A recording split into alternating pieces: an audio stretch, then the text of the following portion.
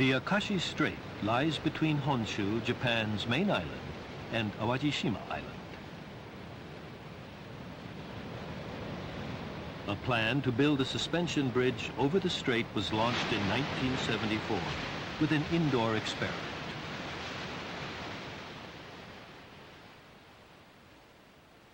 This was to determine the feasibility of building piers to support a suspension bridge in the strait's turbulent tidal currents.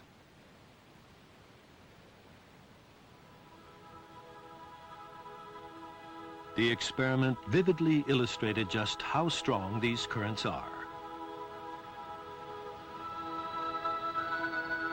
Strong enough to scour the seabed and tip the pier over in a matter of days.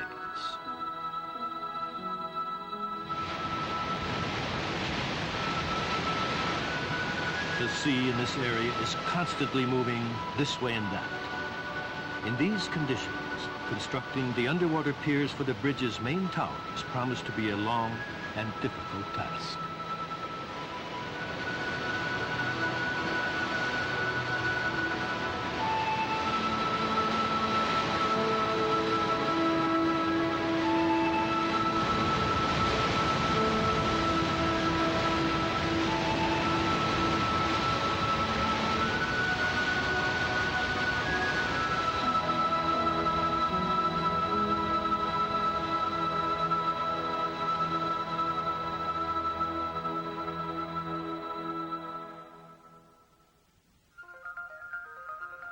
This is an aerial view of Awaji Island and the Akashi Strait.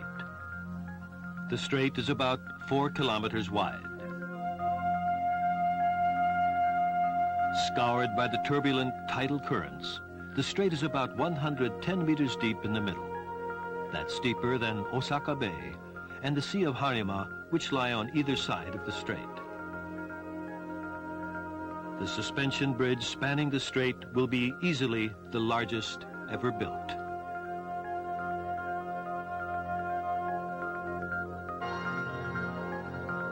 This is the bridge's main tower, Pier 2P, to be built off Kobe. Its counterpart, called 3P, is to be built off Awaji Island. Both piers will be sunk right in the path of the strait's main current. But the powerful currents here will make the task of construction extraordinarily difficult. So the project starts with a dialogue with the sea. In 1968, a survey was begun to study the movements of the tide. Local fishermen, with their expert knowledge of the area, made a valuable contribution. Squares of cardboard were set adrift to track the tidal movements.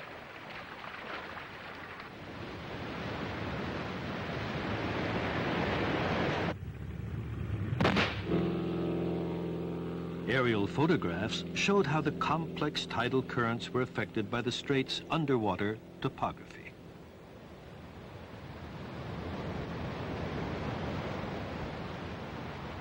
A maximum current of 8.9 knots was recorded off Awaji, equivalent to a wind force of 130 meters a second.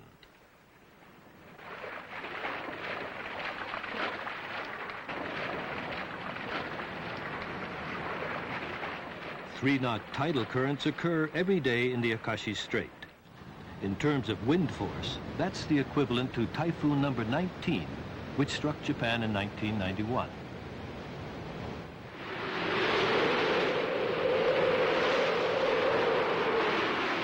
The typhoon's maximum wind velocity was 49 meters a second.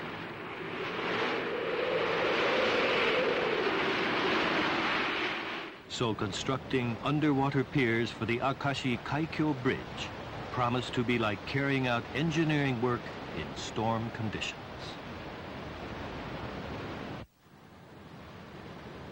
A large elevated work platform was built to survey the geology of the seabed where the two main tower piers were to be built.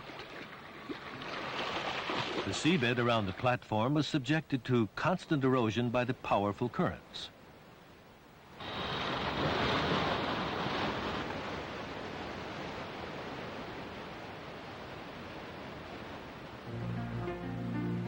seabed is gravel and soft rock, deposited on a granite base over the last 20 million years.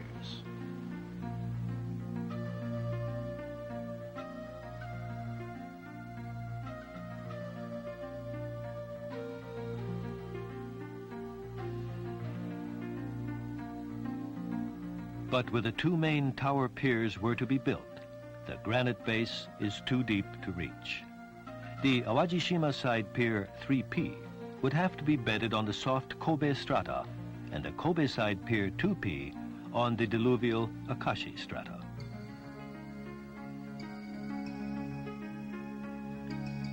Rock samples from the Akashi strata were obtained by boring. This gravelly seabed would obviously be affected by scouring, as the scraping action of tidal currents is called. In 1974, a steel well was set up to gauge the scouring effect on the spot where the 3P pier would be sited.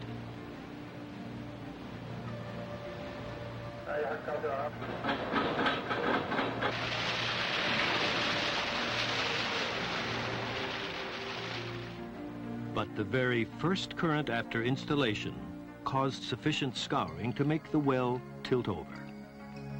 This suggested that the same thing would happen fairly quickly to the actual bridge pier. No pier, no bridge.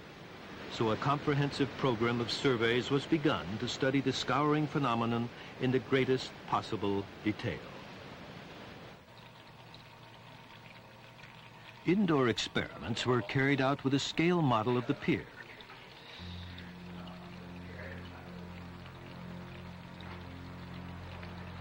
The drift of the current was found to accelerate around the model pier, generating horseshoe-shaped vortices in the immediate vicinity.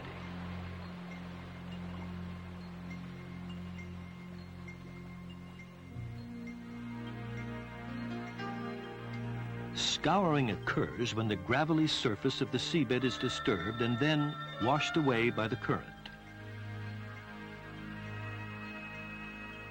The experiment strongly suggested that the pier would become unstable in a matter of days.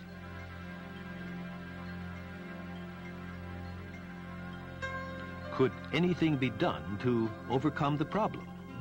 Further experiments were conducted to find out. Several different suggestions were tried out. The most promising was a form of riprap, in which large stones weighing about 1 ton each would be laid around the base of the pier.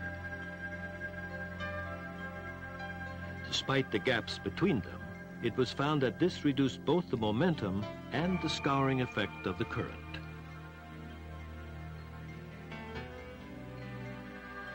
It was decided to use this method to support the piers.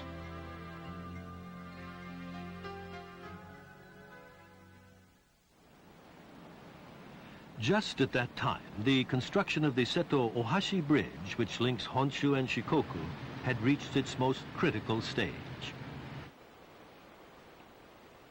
Deep chambers had been excavated in the rock of the seabed. And huge steel frameworks called caissons were then lowered into them in a single operation.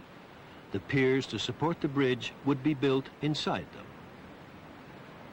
The successful installation of these caissons was a landmark in marine engineering because it showed that bridge foundations could be built even in severe marine conditions. However, the tidal current in the Akashi Strait is much faster than at the site of the Seto Ohashi Bridge, and the looser seabed sediments are more susceptible to scouring. What's more, the chamber on the seabed for each caisson has to be excavated in advance. Could this be done on a seabed constantly exposed to such strong tidal currents? An experiment was conducted based on advanced excavation of a chamber 3 meters deep. This didn't work. The chamber was backfilled by the current and disappeared without trace. But if the chamber was made deeper, more than 10 meters, there was little or no backfilling. The floor of the chamber remained intact. Why should the depth of excavation make such a difference? Let's look at an experimental survey of the water's movements. Where there is no excavation, the current flows more or less evenly.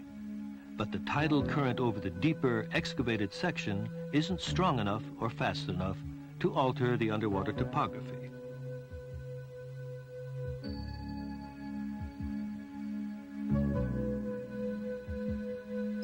This indicated that excavation in the Akashi Strait was practicable as long as it was deep enough.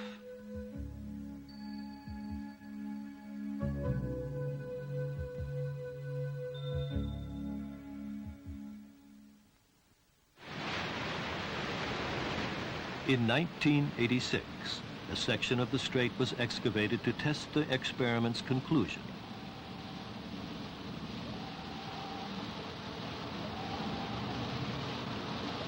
The excavated bedrock was exposed to a tidal current of 6 knots and then measured from a survey vessel. No backfilling had occurred.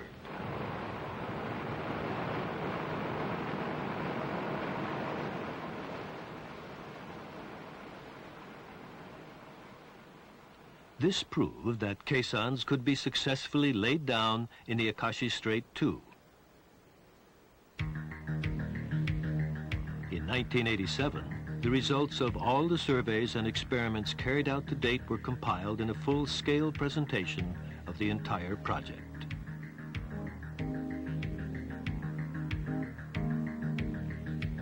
To accommodate the caissons, the seabed would be excavated in advance to a depth of 15 meters. The caissons would be round in shape, as this would make it easier to lay them down in the strong currents. Next, measures would be taken to prevent scouring around the caisson. The key point would be riprap work using stones weighing about 1 ton each.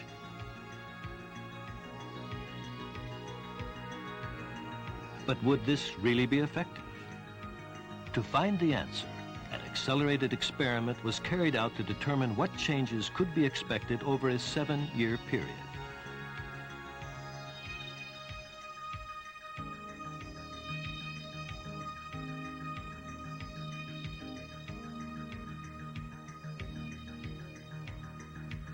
At the end of the experiment, the stones were found to have remained stable. But since the actual riprap work would take several months to complete, measures to protect the seabed against scouring would still be needed while the work was going on. A method was worked out using filter units, which are net bags containing stones.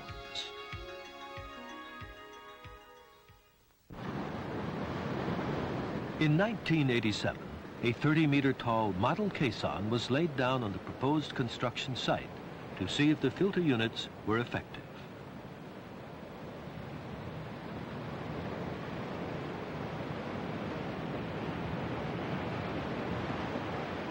Laying the filter units down could be done quickly and would prevent too much seabed gravel from being washed away.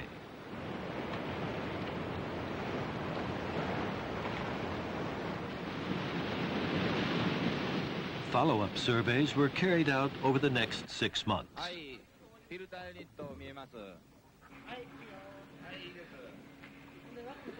Both the model caisson and the surrounding seabed were found to have remained stable.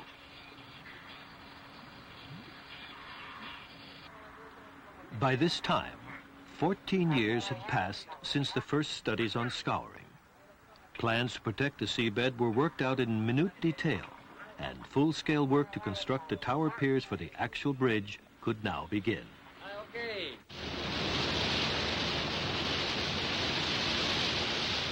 The excavation of the seabed started in May 1988. The chambers would be round, 60 meters deep and 110 meters across. The work was done with a huge grab bucket dredger.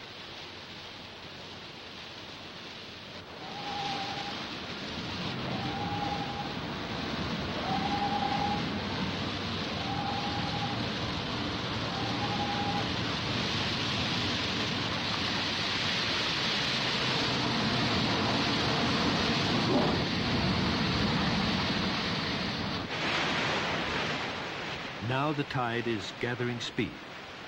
When the tidal currents exceed 3.5 knots, the operation has to be suspended. This waiting time accounted for more than a third of the total time required for the excavation.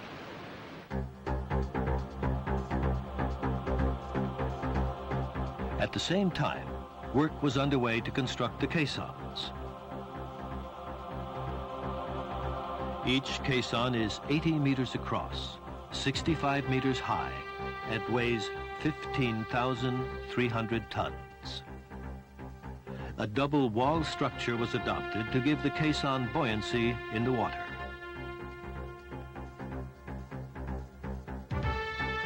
Positioning this huge caisson and laying it down on the seabed was an immense challenge, the most critical stage of the entire pier construction operation.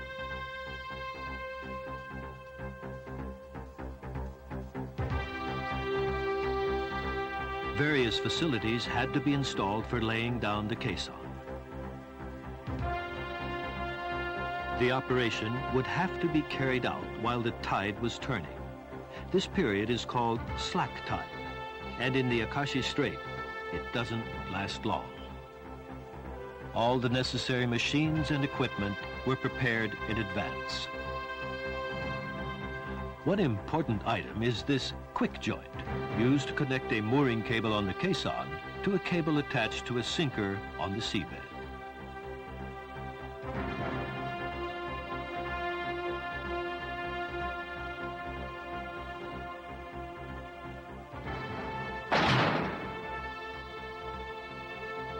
The caisson's mooring cables are 120 millimeters thick. To guide the caisson to the designated position without being deflected by the wind or the currents, the cable has to have a hauling capacity of 400 tons. A new winch system equipped with a heavy-duty linear gripper was specially developed to wind up this massive cable.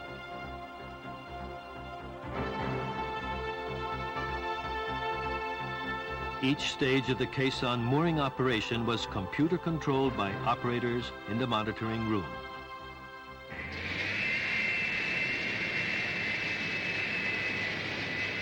Here, the excavation work is nearly finished.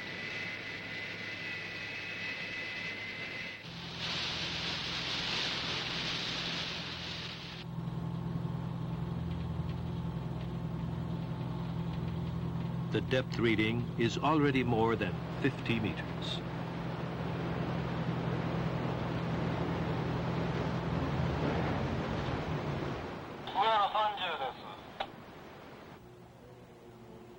Based on the incoming data, the operators try to make the floor of the excavated chamber as flat and even as possible. It's a delicate operation, constantly adjusting the height of the dredger bucket and how wide it opens.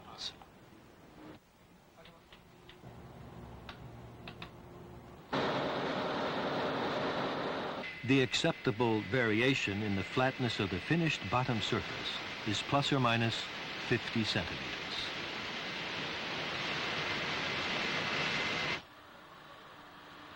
A remote-operated vehicle, or ROV, goes down to photograph the progress of the work. Robots and remote-controlled audiovisual equipment were used so as not to expose divers to danger from the strong currents. When the job was finished, the indentations on the seabed surface were found to average plus or minus 10 to 20 centimeters, so slight that they didn't even show up in the images transmitted by the ROV.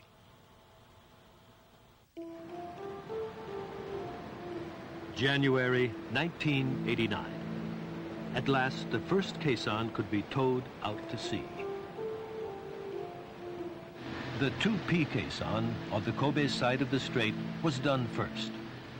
The idea was to use the experience gained there when laying down the 3P caisson on the Awaji side, where the tide runs much faster. Here is the 2P caisson in the Akashi Strait.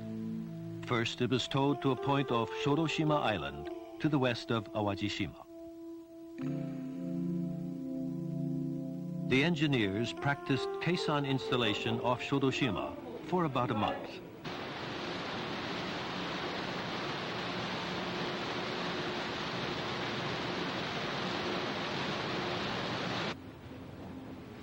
The real operation would be guided by data obtained from more than 300 sensors.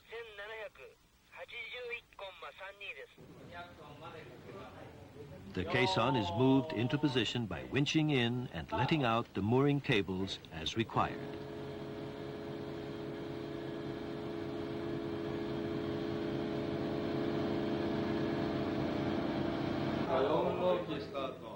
First, it's moved along the y-axis, then along the x-axis, bringing it slowly closer to the target position.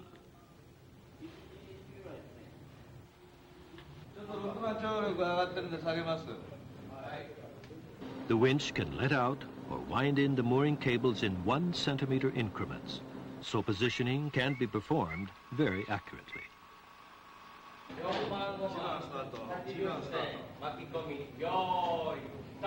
Thanks to their many hours of training and practice, the operators have a clear feel for how the caisson moves.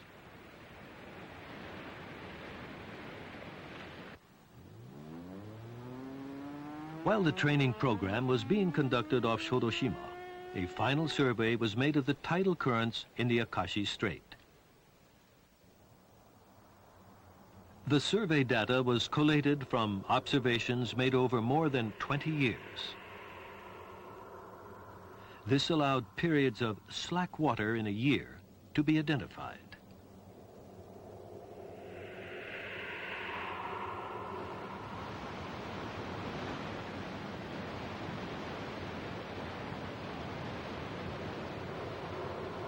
The ideal time to lay down the caisson was during the 4.5 hours of slack tide, when the current would be weakest. However, the movement of the conflicting tidal currents in the strait is complex and hard to predict accurately. To obtain the most accurate picture possible, the tidal movements were observed right up to the moment when the caisson's setting operation began. Repeated simulations were carried out using an operation panel projected on a scale of 1 to 200.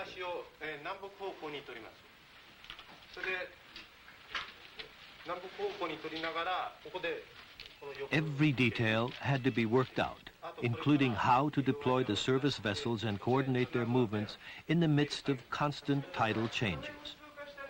Lengthy discussions were conducted on each phase of the operation.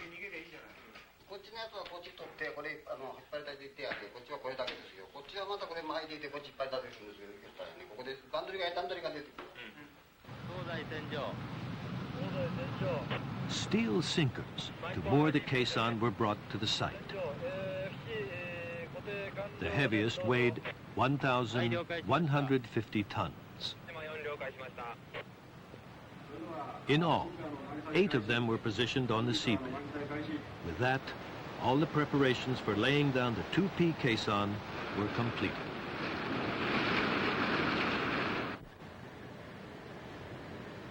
March 26, 1989. The 2P caisson was towed towards the Akashi Strait.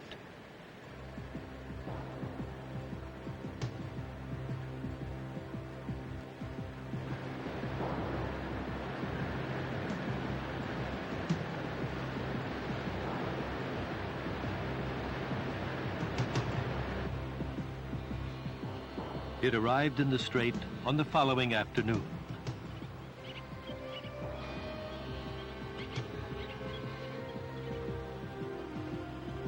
Overnight, it lay in the water off Kobe. On March 28th, the laying down operation began.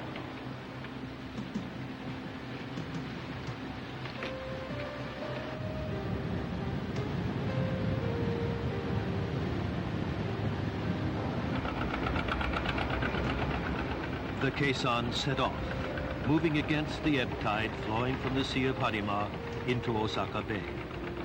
It's easier to control when it's moving against the tide rather than with it. Then the weather turned misty.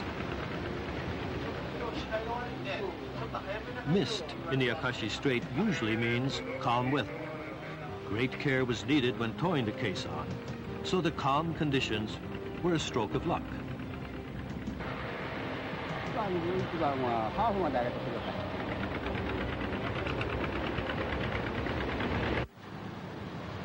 A floating crane at the site pulls up the first of the sinker cables.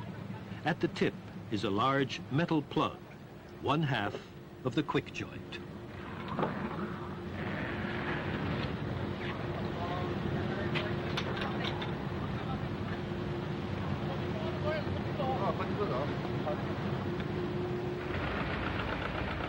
At 7:10, the Caisson arrives and the mooring operation begins. Tugboats carry the Caisson mooring cables to the floating crane.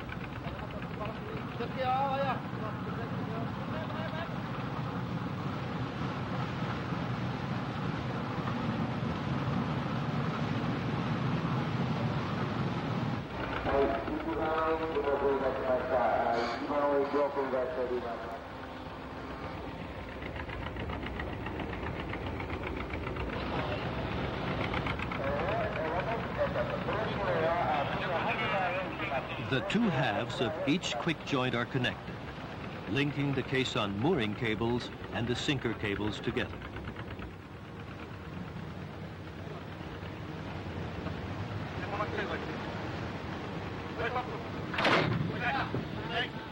The first of these links was made in just 40 minutes.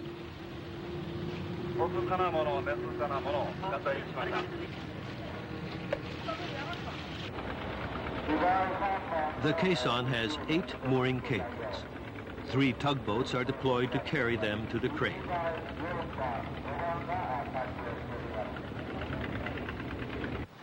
By 9 o'clock, the slack tide is over. The tide begins to rise, changing direction from eastward to westward.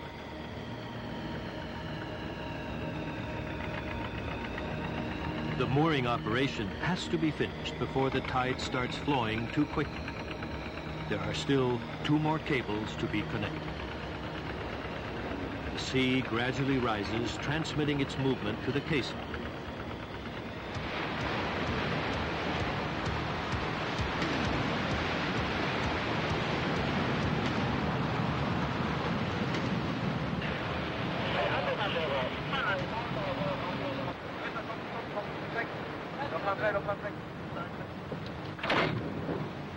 At 11:46, the last mooring cable is connected.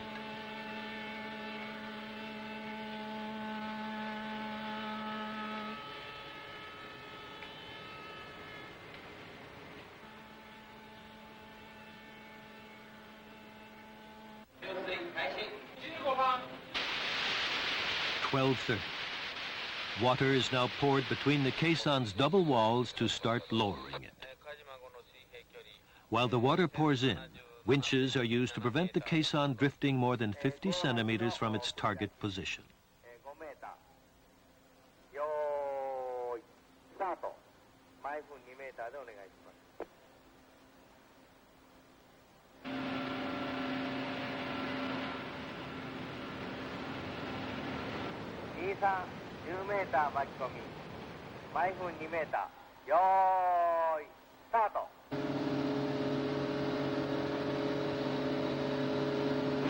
At 3:15 in the afternoon, work is called off for the day. As a precaution against scouring, the Caisson wasn't sunk completely, but kept at a draft of 27.6 meters.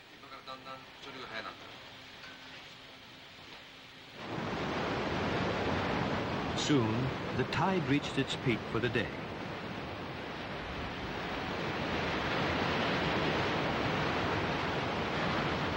The tidal currents of 3.2 knots subject the Caisson to tremendous force.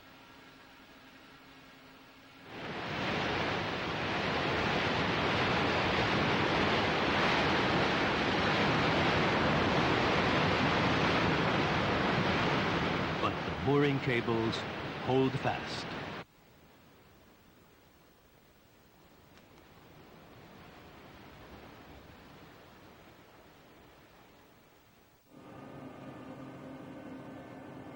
Just after 4 o'clock the next morning, March 29th, the second phase of the lowering operation began.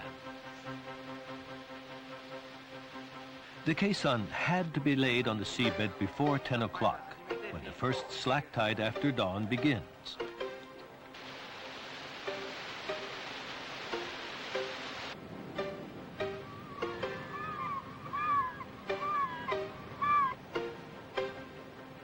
At 8:22, there's just one more meter to go.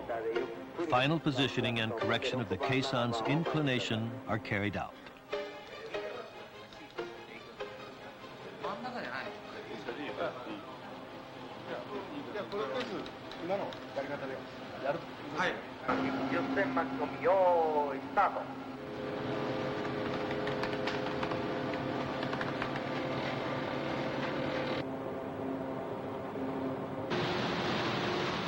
(9:11).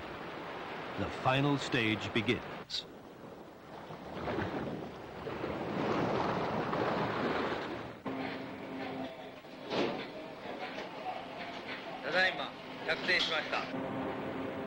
An operator announces the Caisson is now on the seabed. The Caisson ended up just 21 millimeters off target on the x-axis and 15 millimeters off on the y-axis. An amazingly accurate result.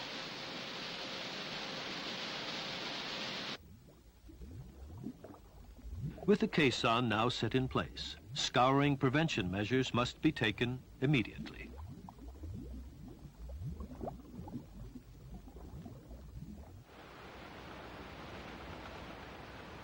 First, the filter units are brought to the site.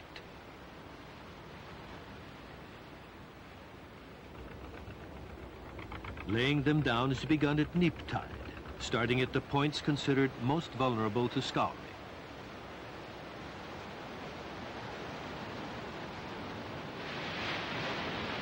The currents begin to gather momentum, a sign of forthcoming flood tide. The work of laying the filter units has to be suspended for 10 days. At the end of April, the rip-rap work was begun.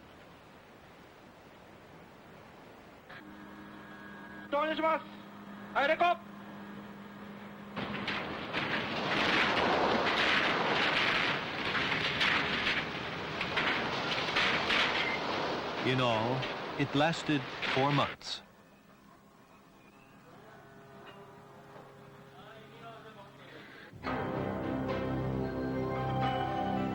On June 10th, the 3P Caisson was towed out to sea.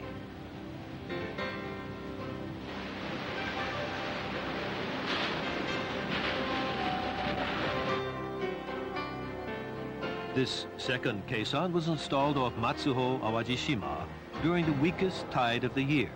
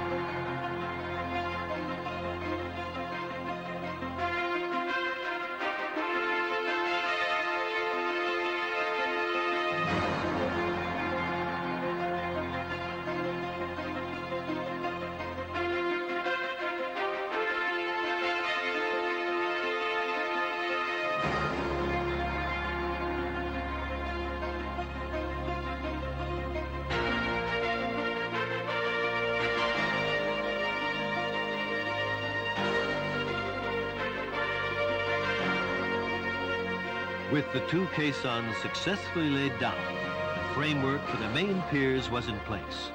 The bridge foundations could now be built by casting underwater concrete inside the caissons.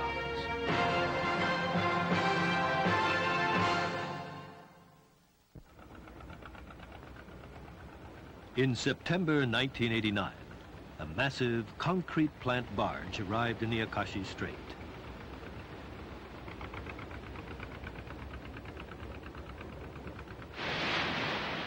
To maintain stability even at high tide, the plant was carried on a barge of 24,000 tons displacement.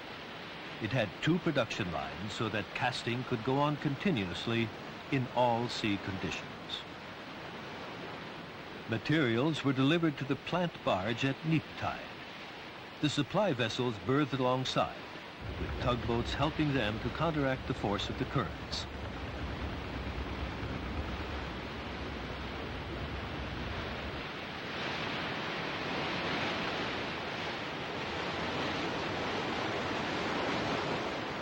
Since these currents could also hamper the casting operation, a rotating schedule was worked out.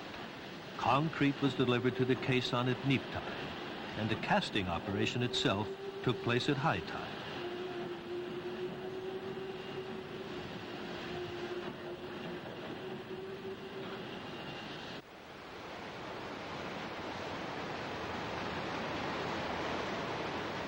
Here, the casting operation is beginning.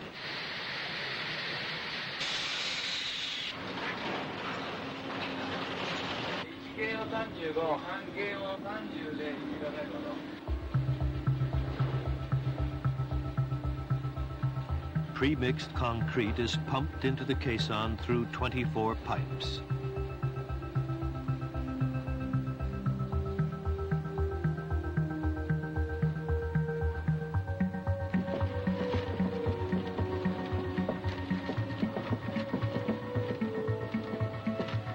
Because of the quality and quantity required, a special desegregating underwater concrete was developed. This helped to keep the surrounding seawater clean. Plenty of fish could be seen, even inside the caisson.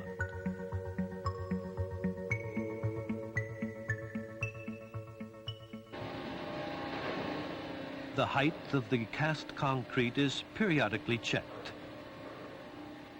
Substantial differences in height can be caused by varying amounts of concrete passing through the pipes, and this can affect the overall concrete quality. After each layer is cast, its height is checked on a graph graduated in 10-centimeter increments. This makes it possible to control the volume of concrete and correct discrepancies.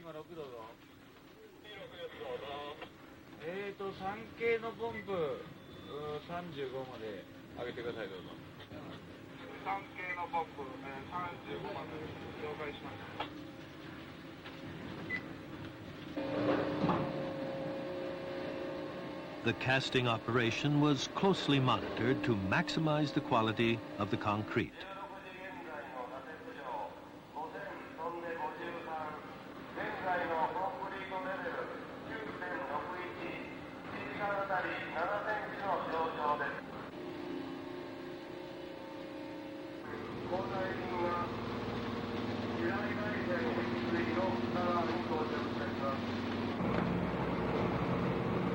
Here, one shift is going off duty and another is taking its place. The casting operation took 70 hours and went on without a break.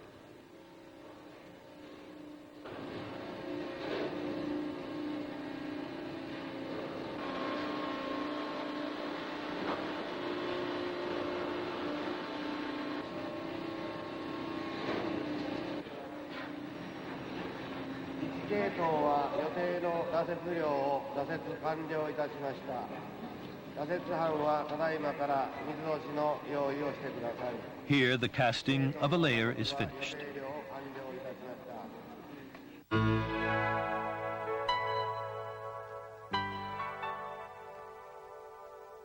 These deposits, called slime, settle on the surface of each finished layer. The amount of slime on each individual layer is relatively small, but it's still enough to weaken the concrete if it's not removed.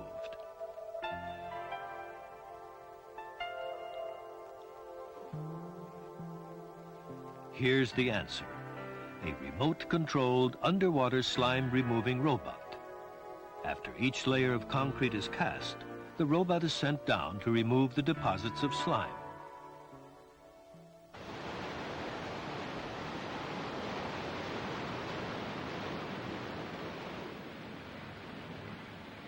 At the same time, the pipes are also cleaned so that they're ready to cast the next layer.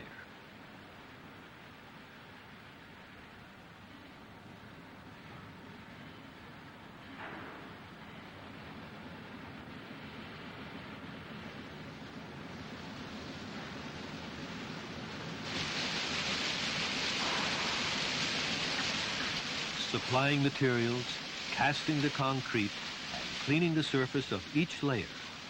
This cycle was repeated 30 times over the course of 1 year. It was slow, painstaking work that demanded a lot of patience.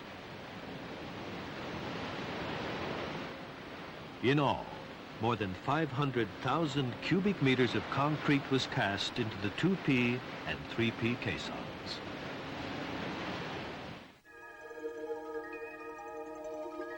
In 1990, the water in the caisson was drained off for the first time, exposing the set concrete. The surface shows a tortoiseshell pattern. This means that the volume of concrete cast through the pipes was controlled as planned, and that the underwater piers have been made with the same high-quality concrete as would be used for a construction job on land.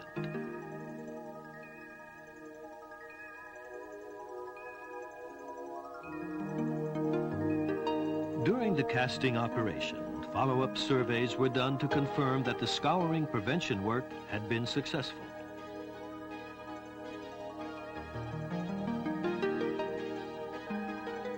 Here's a view at the seabed 1 year after the caisson was installed. The riprap work has remained in a good and stable condition.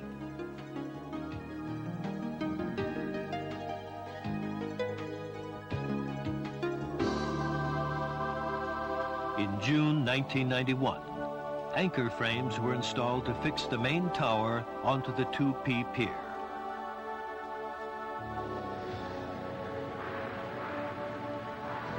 Casting for this phase takes place above the surface of the sea.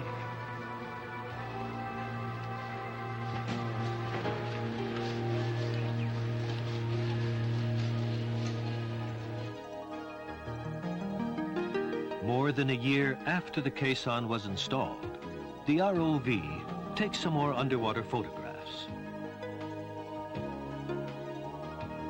They show that the riprap work is still stable, with just some barnacles and other crustaceans on it.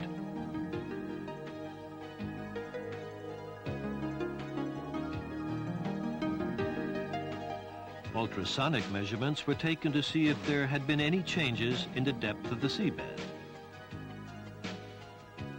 But it had remained stable despite repeated light scouring and deposits of sediment.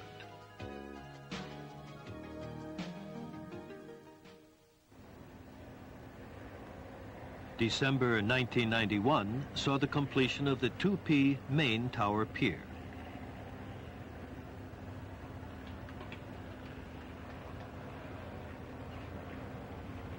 The concrete plant barge now leaves the site after more than 2 years of successful casting work.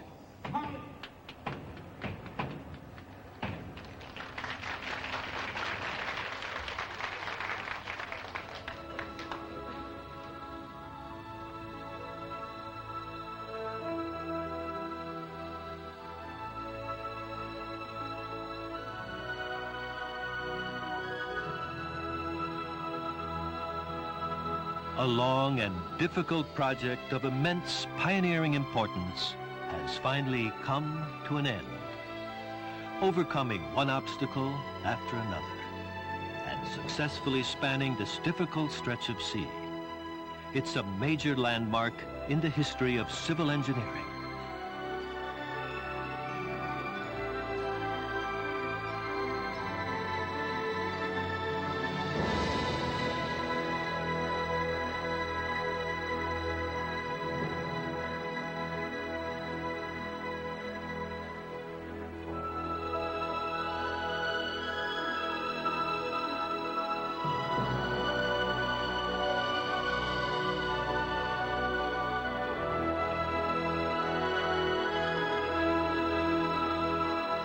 1992, the Akashi Kaikyo Bridge project moves on from the construction of the main piers to work on the gigantic superstructure they were designed to support.